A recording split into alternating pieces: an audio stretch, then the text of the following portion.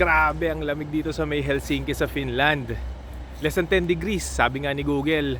7 degrees ngayon, but feels like 5 degrees. Wala pang winter yan ha, tingnan nyo. Oh, autumn pa lang, ang dilaw-dilaw ng mga dahon. Pero alam nyo ba na maaaring makatulong yung cold exposure sa health natin? Oo, paano?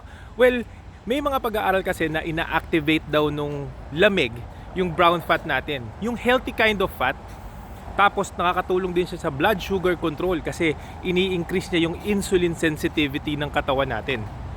Pero hindi ka dapat bigla-biglaan pupunta na lang sa malamig na lugar, lalo na kung may sakit ka sa puso. Tandaan nyo yan ha.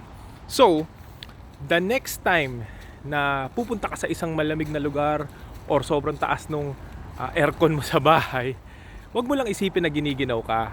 Isipin mo rin na nagwo-workout yung puso mo, nagwo-workout yung katawan mo para at least magkaroon ka ng magandang metabolism sa katawan. Alam mo na? Alam mo na!